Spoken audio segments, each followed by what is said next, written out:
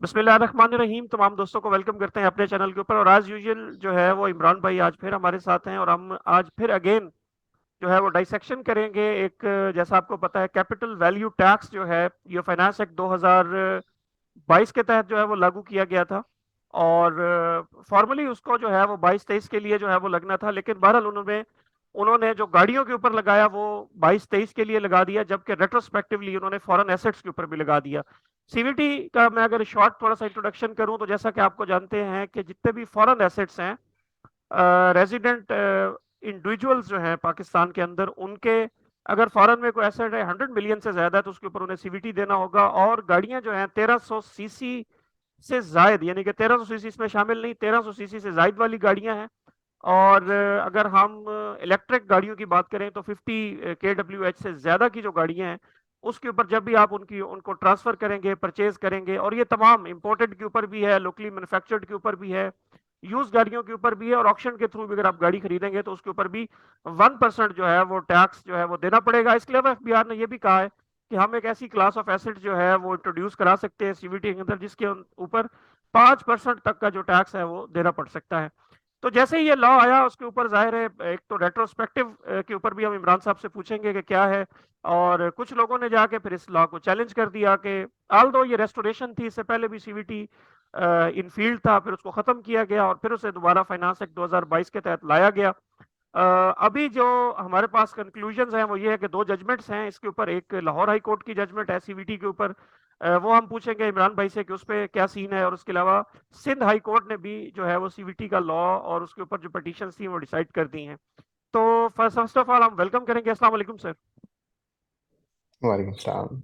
और बहुत शुक्रिया सर, आप रमज़ान में हमारे लिए टाइम निकाल रहे हैं और ऑडियंस के लिए भी टाइम निकाल रहे हैं, तो आपका हम वंस अगेन जो है अप फ्रंट पे शुक्रिया अदा करेंगे। जी प्लेजर, इट्स माय प्लेजर जी, आपने बुलाया और मुझे ये दोबारा से। बताएं कि इस्लामाबाद में रमज़ान सही चल रहा है आपका सर? हाँ, मौसम तो बड़ा जबरदस्त है यहाँ पे। चले आप माशाल्लाह, इसका मतलब है कि एंजॉय कर रहे हैं रमज़ान को। तो इमरान भाई मुझे ये बताएं, हम स्टार्ट करेंगे लाहौर हाई कोर्ट की जो जजमेंट है, इसमें कुछ उन्होंने वायर्स को भी चैलेंज किया, इसके अलावा कॉन्स्टिट्यूशन के ऊपर भी उन्होंने वो एंट्री 50 की उन्होंने डिस्कशन की। फिर उसको जाते जाते फिर इतना लंबा 47 पेज लिखने के बाद उन्होंने फिर अप होल्ड ही कर दिया। तो मुझे थोड़ा सा उसको उसके ऊपर हम बात करेंगे, स्टार्ट करेंगे जी लाहौर की जो जजमेंट है उससे। हाँ, वो बेसिकली हम दोनों को इकट्ठे ही कर देंगे। ठीक है। स्टार्ट हम लाहौर की जजमेंट से कर लेते हैं। बेसिकली सीवीटी जैसे कि आपने वैलिडली इंट्रोड्यूस करा है, ठीक है कि वो उसके अंदर दो एस्पेक्ट्स हैं। एक तो फॉरेन एसेट्स के ऊपर टैक्स किया है और दूसरा जो है वो अ, जो व्हीकल्स हैं फिलहाल उनको जो है वो उन्होंने कैपिटल वैल्यू के ऊपर टैक्स किया है। सो बेसिकली अगर मैं इसको थोड़ा सा अंडरस्टैंडिंग के लिए करूँ तो फॉरेन एसेट्स का आपको पता है कि डिक्लेरेशन जाती है 116A की, ठीक है। तो आप इन अदर वर्ड्स आप ये कह सकते हैं कि कैपिटल वैल्यू क्या होगी, जो 116A में आपने एक डिक्लेरेशन दी हुई होगी अपने फॉरेन एसेट्स की, वो कैपिटल वैल्यू है। और उसके ऊपर फिर उन्होंने एक टैक्स दे दिया है जो कि लेवी होगा उसके अंदर, अगर वो फॉरेन एसेट्स की वैल्यू 100 मिलियन से एक्सीड कर रही है तो। अ, अब जो इंटरेस्टिंग चीज थी एंट्री 50, क्योंकि हमने ये पहले भी जब हम 7E डिस्कस कर रहे थे कॉन्स्टिट्यूशन की, तो वो उस टाइम पे भी जो है बहस में आई थी। अ, उसमें लिखा हुआ है कि taxes on capital value of assets, जो कि फिर उनकी कॉम्पिटेंस बन जाती है, फेडरल लेजिस्लेटिव लिस्ट का पार्ट है कि वो, तो वो फेडरेशन की कॉम्पिटेंस है उसकी। आगे है कॉमा है और फिर है कि not including taxes on immoral property. ये है entry 50 in whole. Lahore high court के सामने क्वेश्चन जो रेज हुआ, उन्होंने उसको बेसिकली तीन उसमें ब्रेक डाउन किया था, तीन क्वेश्चन के अंदर। एक एक्स्ट्रा टेरिटोरियल जो जुरिसडिक्शन है उसके ऊपर, एक की क्या ये एंट्री 50 जो है वो किस तरीके से रीड होगा, कंजंक्टिवली रीड होगा या डिसजंक्टिवली रीड होगा, और तीसरा ये कि क्या इमूवेबल प्रॉपर्टीज जो है वो अ, इसके अंदर यानी कि कैपिटल वैल्यू एसेट्स के अंदर, फॉरेन एसेट्स के अंदर जो है वो इमूवेबल प्रॉपर्टी भी शामिल की जाएगी for the purpose of tax या नहीं। तो एक्स्ट्रा टेरिटोरियल के ऊपर तो उन्होंने वही अगेन सिंध हाई कोर्ट में जैसे कि जो है वो उसको अपील किया हुआ था, तो उन्होंने अपील किया एक्स्ट्रा टेरिटोरियल बेसिस के ऊपर। वो कॉन्स्टिट्यूशन में मौजूद भी है, एक्स्ट्रा टेरिटोरियल कॉम्पिटेंस है फेडरेशन के पास हमारी कॉन्स्टिट्यूशन के अंदर। उसको हम फिर डिटेल में जब हम सिंध हाई कोर्ट की जजमेंट पे आएंगे तो उसको डिस्कस कर लेंगे। अब आ जाते हैं, जो दो क्वेश्चन रह जाते हैं, एक दोनों रिलेटेड है बेसिकली, कि क्या जो एंट्री 50 है वो कंजंक्टिवली रीड होनी है या डिसजंक्टिवली रीड होनी है। तो उसके ऊपर बेसिकली जो है बड़ी कॉम्प्रिहेंसिव डिस्कशन हुई है, इंटरप्रिटेशन किस तरीके से होनी है। और लाहौर हाई कोर्ट ने बेसिकली कह दिया है कि डिसजंक्टिव रीडिंग होनी है एंट्री 50 की। मीनिंग देर बाय वो कहते हैं दो हिस्से हैं एंट्री 50 के इन इट्स सेल्फ। एक की कैपिटल वैल्यू ऑफ एसेट्स के ऊपर टैक्स होना है, और दूसरा वही कहते हैं कि इमूवेबल प्रॉपर्टी के ऊपर टैक्स नहीं होना, नहीं लगना। ये दो अलग अलग चीजें उन्होंने कह दी है। ठीक है, और वो ये कहते हैं कि क्योंकि एसेट्स की डेफिनेशन में तो तमाम एसेट्स शामिल होते हैं इंक्लूडिंग इमूवेबल प्रॉपर्टी। ठीक है, तो वो जो है, जब आप कैपिटल वैल्यू ऑफ एसेट्स की जहाँ तक बात करते हैं तो वहाँ सारी चीज का क्यूमुलेट होगा और इंक्लूडिंग इमूवेबल प्रॉपर्टी। ठीक है, और उस सम के ऊपर जो है वो टैक्स लगेगा। जो कि सेकंड क्वेश्चन बेसिकली था ये कि क्या जो यानी कि कैपिटल वैल्यू है उसके अंदर इमूवेबल प्रॉपर्टी को शामिल किया जाएगा या नहीं। तो वो भी फिर एड्रेस ही हो गया कि जब उन्होंने डिसजंक्टिव रीडिंग कह दी है, तो फिर उन्होंने कहा है कि कैपिटल वैल्यू जो है वो ऑफ एसेट्स के अंदर इमूवेबल प्रॉपर्टी भी शामिल है और वो भी टैक्स होगी, फॉरेन इमूवेबल प्रॉपर्टी भी टैक्स होगी। ये बेसिकली लाहौर हाई कोर्ट की जजमेंट की एसेंस है। इसमें उन्होंने कैपिटल सीवीटी को अपहोल्ड कर दिया, और एक्स्ट्रा टेरिटोरियल जो ऑपरेशंस हैं उसको भी उन्होंने अपहेल्ड किया। उस पे अब हम आ जाते हैं, सिंध हाई कोर्ट ने भी एक्स्ट्रा टेरिटोरियल ऑपरेशंस की बेसिकली बात की है। हम्म। और वो ये कहते हैं, जो कि बड़े वैलिड पॉइंट है, कि वो ये कहते हैं कि ये जो एक्स्ट्रा टेरिटोरियल ऑपरेशंस का जो पॉइंट है ये कंसीड हो चुका है हम्म। एक्चुअली। क्योंकि आपको पता है कि फॉरेन एसेट्स डिक्लेरेशन आई थी। हम्म। तो वो ये कहते हैं कि जब ऑन वन हैंड आपने जब वो फॉरेन एसेट्स डिक्लेरेशन के अंदर उन एसेट्स को डिक्लेयर करते हुए टैक्स उस पर पे किया, तो आपने ये पॉइंट जो है वो कंसीड कर दिया है कि फेडरेशन की कॉम्पिटेंस थी या नहीं थी। आपने टैक्स अदरवाइज तो उस टाइम पे ही नहीं देना चाहिए था कि अगर फेडरेशन की कॉम्पिटेंस ही नहीं थी। सही है।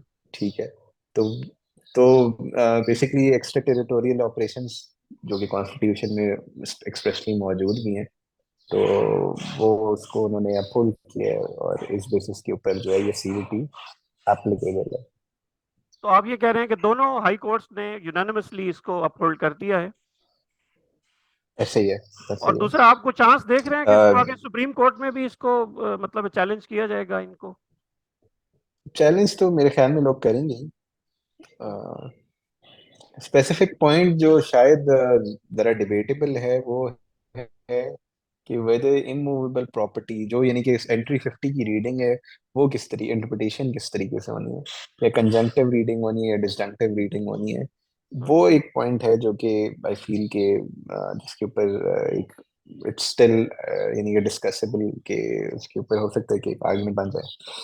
अदरवाइज एक्स्ट्रा टेरिटोरियल जहाँ तक ऑपरेशन है हम्म। वो मुश्किल है कि उसको आप जो है वो कर सकें। इसमें सिर्फ एक एलिमेंट है which is not kind of discussed right now, वो है जो मल्टीलैटरल या बायलैटरल कन्वेंशन हैं।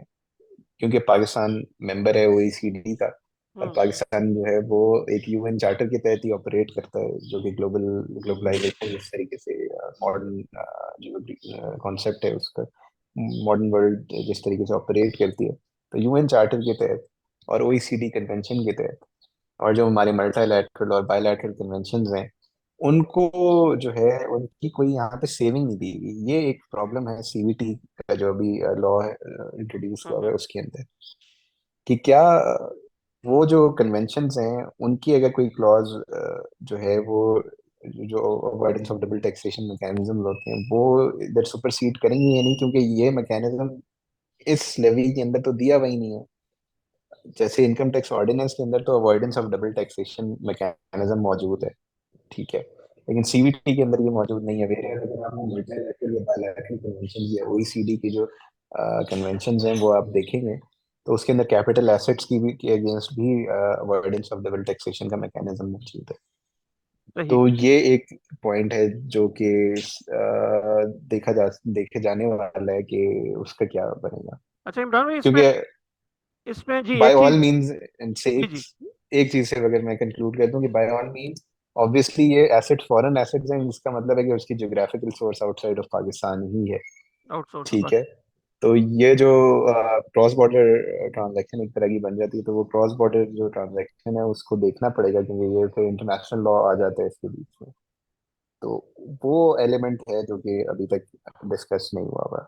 ये अच्छा एक पर्सन है जो कि मेरा देखना इस पे एक और कंसर्न भी है। मेरा कंसर्न ये है कि देखिए, स्टेट टैक्स लेती है जब वो आपको इंफ्रास्ट्रक्चर है। प्रोवाइड कर रही है, आपको रोड्स दे रही है, ठीक है। आपको एक्सेस दे रही है, एक्सपोजर दे रही है, तो तब वो लाइबल है कि वो, जैसे आपकी प्रॉपर्टी अगर फर्ज करें इस्लामाबाद के अंदर है, तो इस्लामाबाद में आपको रोड्स दिए जा रहे हैं, ठीक है। सिक्योरिटी दी जा रही है, आपको इंफ्रास्ट्रक्चर स्टेट की तरफ से दिया जा रहा है, तो अब जाहिर है वो सूबाई या विफाकी गवर्नमेंट आपसे टैक्स ले तो वो बनता है। एक चीज कनाडा में है, और वो फर्ज करें, मैं एग्जांपल ले रहा हूं, अब कनाडा में वो जी, बंदा आप। मैं आपके पॉइंट समझ गया हूँ। मैं अगर इसको इलेबोरेट कर दूं, बेसिकली देखें, अगर ग्लोबल पर्सपेक्टिव से भी देखें तो इट्स नॉट जस्ट अस। पूरे दुनिया में ही तकरीबन एक साइमल्टेनियसली जो है इसी तरीके से प्रोविजनिंग है, या एक यूनानिमस समझने की अंडरस्टैंडिंग है कि किस तरीके से जो है ना टैक्सेशन होनी है, स्पेशली क्रॉस बॉर्डर ट्रांजैक्शंस की। और ऐसे इंडिविजुअल्स या पर्सन्स जो कि डील कर रहे होते हैं मल्टीपल जुरिसडिक्शंस के अंदर। ठीक है, तो उसको किस तरीके से लेके चल रहे हैं। ओईसीडी के कन्वेंशन है जिसके तहत ये सारा कुछ चल रहा है। और उसमें जो अंडरस्टैंडिंग डेवलप हो चुकी हुई है वो ये है कि रेजिडेंसी के बेसिस के ऊपर टैक्सेशन होती है।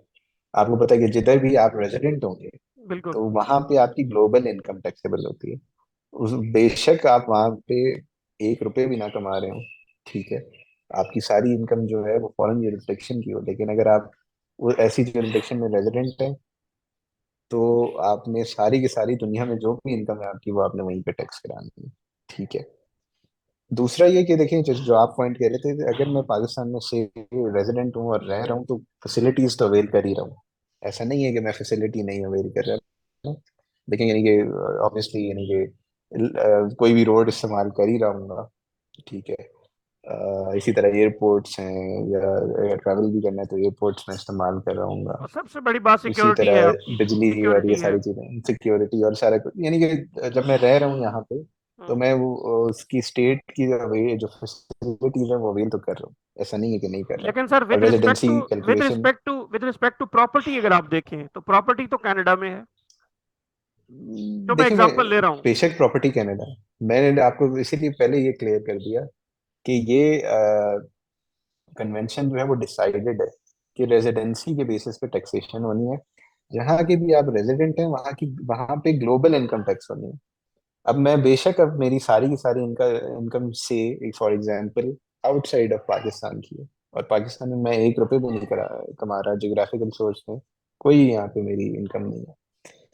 लेकिन अगर मैं रेजिडेंट हूँ पाकिस्तान का, तो फिर वो सारी इनकम जो मेरी ग्लोबल इनकम है वो पाकिस्तान में ही टैक्स होनी है। और टैक्स क्रेडिट, मुझे फॉरेन टैक्स क्रेडिट जरूर मिल जाता है। ठीक है।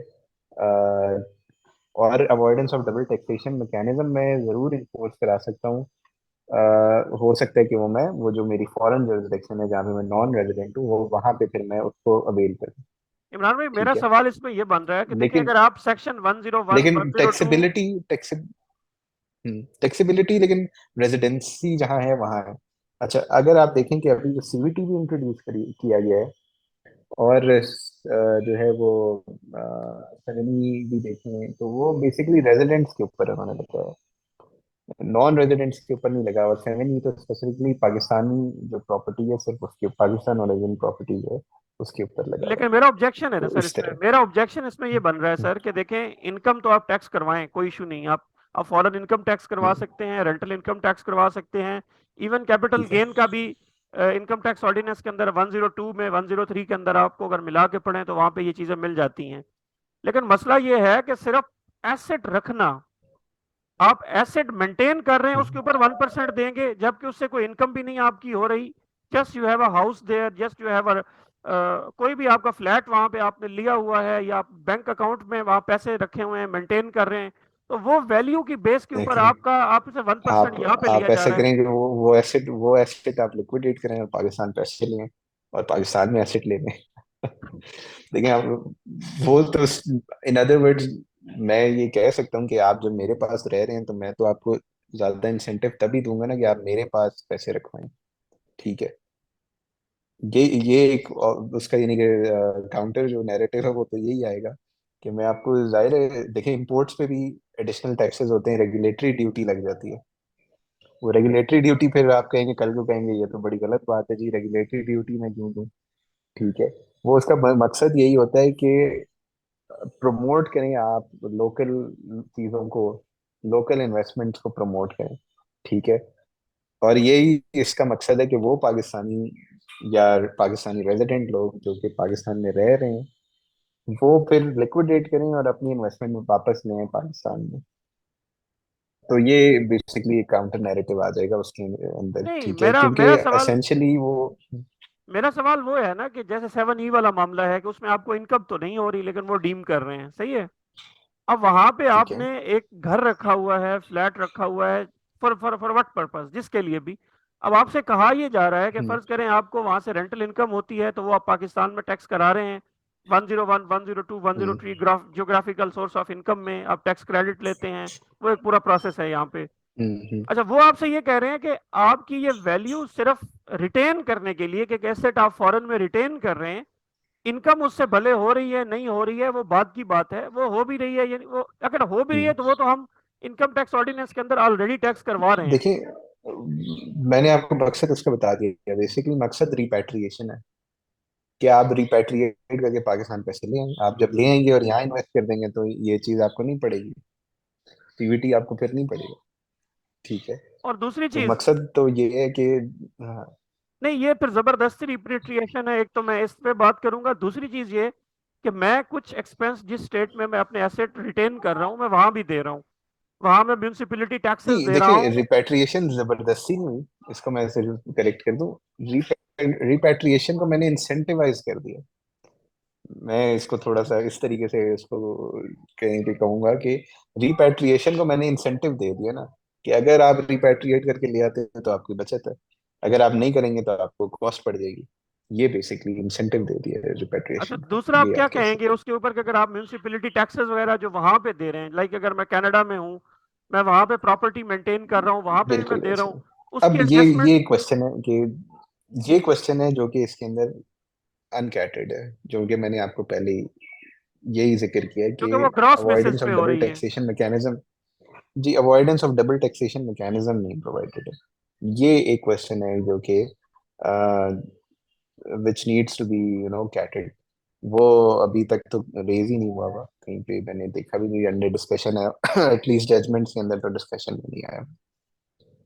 तो this needs to be no at least considered कि जो टैक्सेस उसके ऊपर बाहर पे हो रहे हैं, तो डबल टैक्सेशन एटलीस्ट ना, अवॉइडेंस ऑफ डबल टैक्सेशन का मैकेनिज्म इसके अंदर जो है ना वो इंट्रोड्यूस कर दिया जाए। अदरवाइज तो कॉम्पिटेंस तो है। अभी ये इस सेंस में थोड़ी सी ज्यादती है कि बाहर भी टैक्स हो रहा है और यहाँ भी टैक्स हो रहा है। और ऑल्दो के avoidance of double taxation mechanisms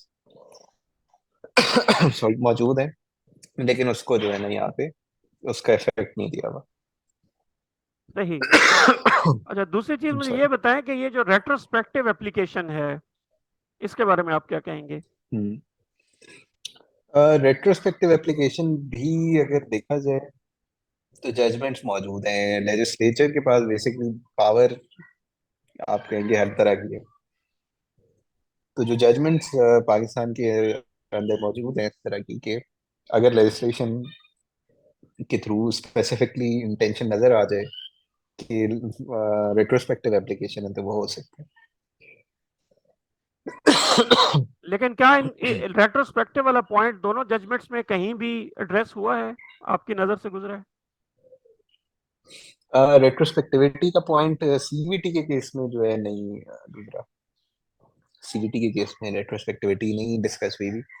although 4C के केस में रेट्रोस्पेक्टिविटी के बेसिस के ऊपर सिंध हाई कोर्ट ने एटलीस्ट टैक्स पेयर्स के फेवर में डिसाइड किया हुआ सही। है। लेकिन वो भी अब लेकिन जो है वो इसमें इसको लेकिन इसमें थोड़ी चैलेंज किया हुआ इनकंसिस्टेंसी भी तो है ना, कि देखें आपने सीवीटी सेम ऑर्डिनेंस के तहत ले आए आप, एक को आपने 22 से है। कंटिन्यू करा दिया, एक को आपने 23 से कंटिन्यू करा दिया। तो वुड यू थिंक कि इसको फिर हम्म। कंसिस्टेंट होना चाहिए था और इसको आगे जो है वो प्रोस्पेक्टिवली जाना चाहिए था। देखिए, जहाँ तक रहती है ना डिस्क्रिमिनेशन की बात, तो डिस्क्रिमिनेशन भी जो है वो लॉ अलाउ करता है। उसकी एक सिर्फ जो है वो कंडीशन है, वो ये है कि वो एक इंटेलिजिबल बेसिस के ऊपर होनी चाहिए। एक इंटेलिजिबल क्राइटेरिया अगर मीट करती है तो वो डिस्क्रिमिनेशन भी सही नहीं है। वो तो फिर कहते हैं कि बेसिकली एक इंटेलिजिबल क्राइटेरिया और डिस्क्रिमिनेशन नहीं है, वो डिस्क्रिमिनेटरी नहीं है। वो बेसिक यानी कि उसके थ्रेशोल्ड सही बना दिए हैं, तो वो उस केसेस में जो है वो अपहोल्ड हो जाती है। अपोल्ड हो जाती। चलें इस यहाँ पे सर हम ना थोड़ा सा सीवीटी का जो अभी दो जजमेंट्स हैं इसको हम कंक्लूड करेंगे, हम्म। और कंक्लूडिंग रिमार्क्स हम्म। आप अपने दे दें ताकि फिर हम आगे नेक्स्ट टॉपिक के ऊपर मूव कर सकें। जी, कंक्लूडिंग रिमार्क्स इसके ऊपर यही है कि सीवीटी जैसे कि डिस्कस किए, दो एलिमेंट्स हैं जो कि शायद फर्दर अभी क्योंकि इसके ऊपर चल ही रही है प्रोसीडिंग्स, तो वो हो सकता है कि फ्यूचर में कहीं पे अंडर डिस्कशन आ जाए। एक तो कि avoidance of double taxation mechanism जो है वो, और नंबर टू एंट्री 50 की जो रीडिंग है जो कि लाहौर हाई कोर्ट ने जिस तरीके से की है, कि कंजंक्टिवली होगी या डिसजंक्टिवली होगी, और दैट विल मीन कि वेदर इमूवेबल प्रॉपर्टीज सीवीटी के पर्पस के लिए जो फॉरेन इमूवेबल प्रॉपर्टीज हैं वो शामिल होंगी या नहीं, वो उसके रिजल्ट में डिसाइड होगा। सही। और आप आपका ये भी जो अभी हम दोनों रीडिंग से हम जो समझ पा रहे हैं वो ये है कि ये मेरा ख्याल है लॉ इतनी आसानी से जाएगा नहीं, तो इसके ऊपर डिस्कशन होगी, या इसके ऊपर जो कॉन्स्टिट्यूशनल बहस वो आपने एंट्री 50 के हवाले से बता दी है, ये आगे जाके सुप्रीम कोर्ट में चैलेंज हो सकती है। लेकिन ऑल टुगेदर अगर हम कहें कि ये लॉ अबॉलिश हो जाएगा या लॉ को बिल्कुल ही स्ट्रक डाउन कर दिया जाएगा, तो वो तो मेरे ख्याल है उसके चांसेस कम ही हैं। जी करेक्ट, इसी तरह। चलें सर, ये इंशाल्लाह, थैंक यू सो मच। नाजरीन, ये हमारी आज की डिस्कशन थी। जैसा कि मैंने बताया कि दो जजमेंट्स आई और दो जजमेंट्स में जो मेजर पॉइंट्स थे, जो हाईलाइट्स थी, वो हमने आपके सामने रखी हैं। इंशाल्लाह आपसे मुलाकात होगी अब नेक्स्ट किसी वीडियो के अंदर। तब तक अपना ख्याल रखिएगा।